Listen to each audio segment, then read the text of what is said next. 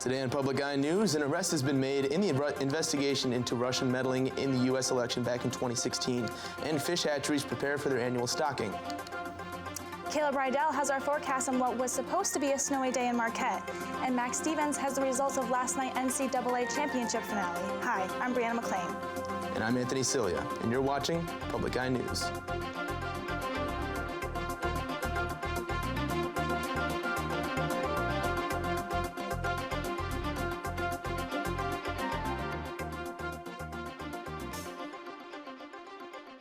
And the NMU Hospitality Management Program is prepping for their annual main event under the theme of Alice in Wonderland.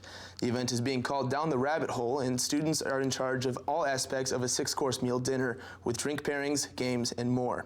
A lot of work goes into the preparation of the menu and atmosphere for such events, and it's a great opportunity to see what NMU's Hospitality Management Program is capable of.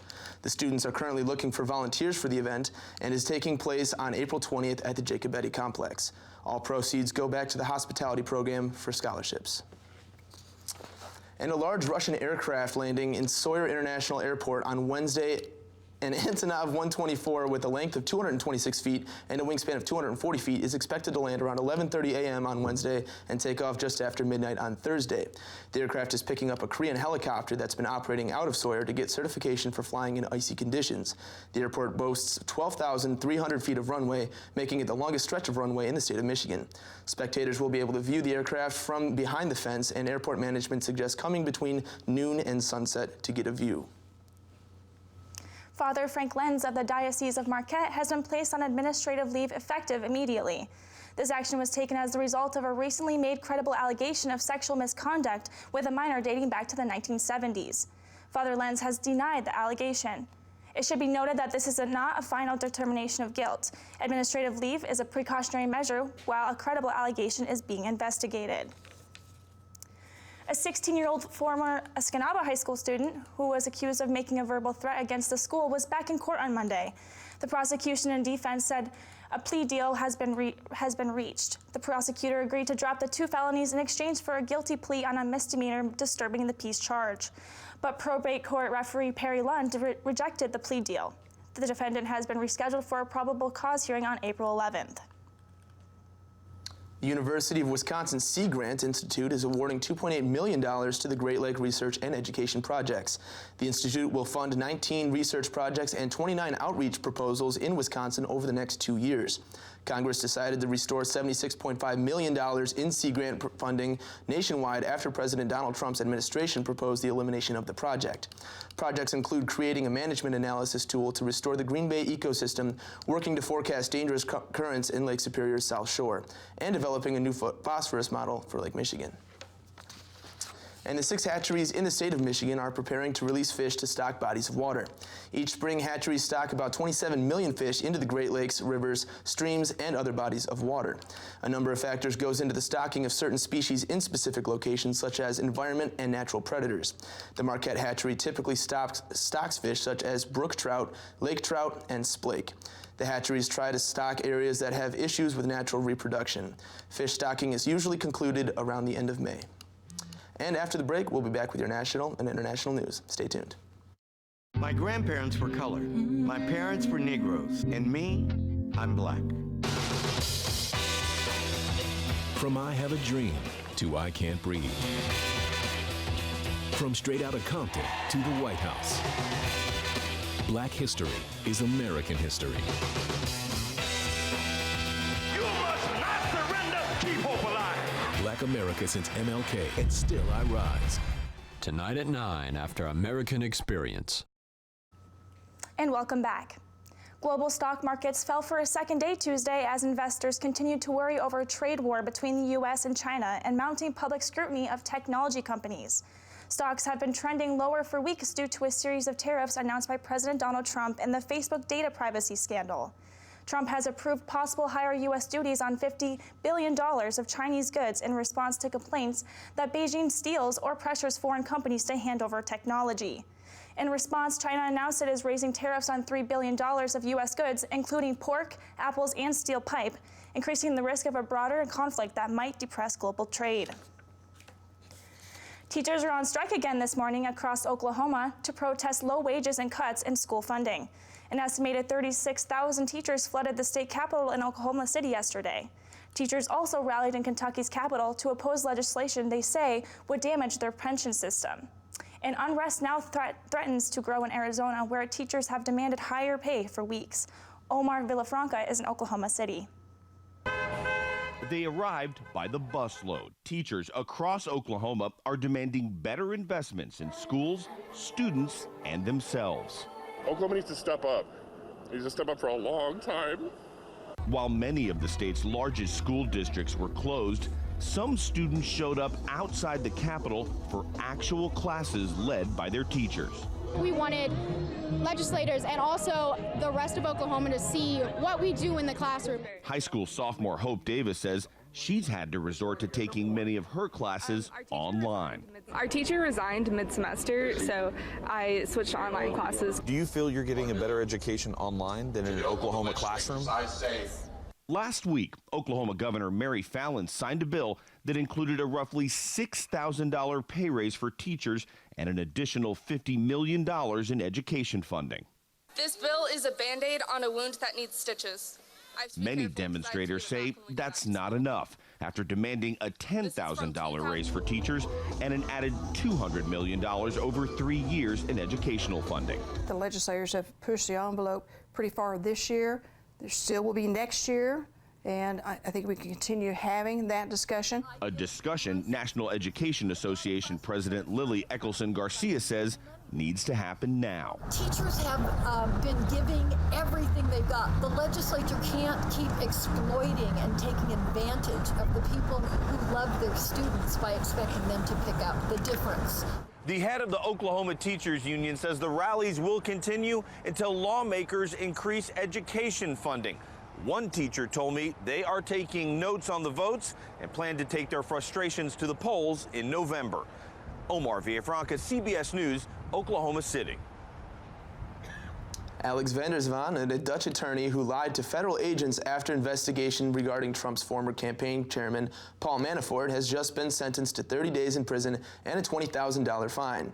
It is the first punishment that has been handed down in a special counsel Russia investigation. The sentencing could serve as a guidepost for punishments that our other defendants who were charged for lying in the Robert Mueller investigation receive when their cases are resolved. And rescue workers in Los Angeles are being praised for saving a teenager's life after he fell into a maze of sewer pipes. John Schumo reports from New York. I was thinking, like, I'm gonna die. I was never gonna see my parents again. Jesse Hernandez recalls what was going through his mind on Sunday when he plunged 25 feet into a 4-foot wide sewer pipe from this abandoned concrete building. Hernandez traveled through this dark tunnel beneath Los Angeles filled with rushing water, sewage, and toxic gas. More than 100 first responders launched a frantic search using cameras placed on flotation devices to comb through over 2,400 feet of pipe. A breakthrough came when one camera captured handprints along the walls of the tunnel. Right away, our guys were saying, okay, it looks like it's close, he's somewhere close by. After more than 12 hours underground, rescuers finally found Jesse nearly a mile east of where he first fell in. Officials tell CBS News if he'd gone any further, Jesse may have been lost in the maze of drainage tunnels that snake below the city. I knew like they were gonna like come in or something for they could like track me down for they could know where I'm at. After sanitation crews pulled him to safety, Jesse immediately asked for a cell phone so he could personally deliver the good news to his mother with some humor. Mom, I'm alive. Come pick me up. For CBS This Morning, Mireya Villarreal, Los Angeles. And after the break, we'll have your weather and sports. Stay tuned.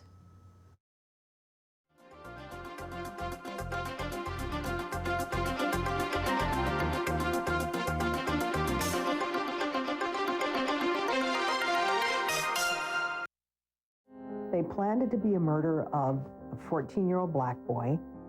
They planned for him to be tortured. They planned for him to be put in a pine box, nailed shut so that it would be secret.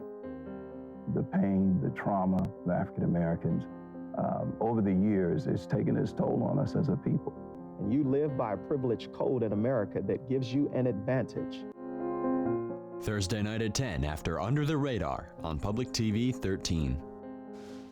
Welcome back. I'm Caleb Rydell, going to be taking you through your weather for today. As you can see behind me, we still got some snow, and that's not going to end just tonight. We're getting into that third winter, and it looks like it's here to stay for a little bit longer.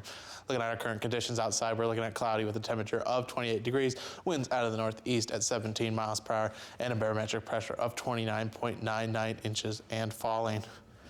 Taking a look at tonight, we're going to see snow out there with a low of 19 and winds out of the north at 22 miles per hour, so it's going to be a little bit gusty out there. Tomorrow we're looking at some more snow with a high of 25 degrees and winds out of the north-northwest at 23 miles per hour. Looking across the UP, we are going to see a little bit of snow on the southern belt. We're going to start up in Sault Ste. Marie with partly cloudy and 36 degrees. Cloudy in Manistique with 31 degrees. We're going to get some snow down here in Escanaba with 31. Some more snow down at 30 in Menominee. Looking at the western half of the UP, we're going to get our last bit of snow in Iron Mountain with 30 degrees. Cloudy and 28 in Ironwood. Up in Keweenaw in Houghton with partly cloudy and 29. Back here in Marquette, 28 degrees and cloudy. Taking a look ahead at your week, we're going to see that Thursday we have a high of 36 and a low of 21 with some snow out there. Snow again on Friday with a high of 28, a low of 14, and then Saturday we're looking at a high of 25, a low of 11, and some clouds. Well, getting a little cloudy out there, Max, but I hear things have cleared up with the NCAA. And we couldn't have a more obvious winner. I mean, geez, that was hard to watch. That's all she wrote in college basketball. The Villanova Wildcats are the national champions. Following a 79-62 win over the Michigan Wolverines, Villanova has won its second national title in 3 years. The hero this time around was Villanova's Dante DiVincenzo, who came off the bench and caught fire immediately, scoring 31 points and getting himself named the Final Four's most outstanding player. Mortiz Wagner and Muhammad Ali Abdur-Rahman combined for 39 of the Wolverines' points, but ultimately an answer could not be found on the defensive end to slow down Villanova. Nova has become the third team since 1985 to win the national championship and in the process win all their tournament games by double digits, cementing their run as one of the most dominant tournament teams of all time. And Michigan State freshman forward Jaren Jackson Jr. has declared for the NBA draft and hired an agent. Jackson was named the top freshman and the top overall defender in the Big Ten after setting a school record for most blocks in a season with 106 this year. Jackson was a threat on the offensive end of the floor as well, averaging about 11 points and shooting remarkably well from beyond the arc for a forward his size. Jackson becomes the third underclassman to enter their name in the NBA draft, following Nick Ward and Miles Bridges. Jackson is expected to be a top 5 pick. And the Milwaukee Brewers are off to a hot start to their season, right now at 3 wins, 1 loss. Sweeping the San Diego Padres in their season opening series, the Brewers last night had their home opener and also suffered their first loss of the season to the St. Louis Cardinals, 8-4. The Cops are off to a hot offensive start this season, scoring 21 runs across their first 4 games. The Brewers are set to wrap up their series with the Cardinals with games tonight and tomorrow before moving on to host a 4-game series with the Chicago Cubs starting on Thursday. Well, Brianna, it was pandemonium on the Villanova campus last night, so I imagine the cops were a little on edge. And I hear you have a funny cop story for us. Oh, it's a good one, Max. A teenager sang the theme from the television show Cops after he was arrested following a chase in New Jersey. Hawthorne police pursued the 16-year-old on Saturday after he drove a stolen vehicle through a golf course before the suspect bailed out. He can be heard singing on dashcam video, "Bad boys, what you gonna do?" The teen, whose name was not released, faces charges including eluding, resisting arrest, by flight, burglary, and receiving stolen property. And with that, that's all the time we have for you today. Thank you very much for joining us in this edition of Public Eye News, and we will see you all tomorrow.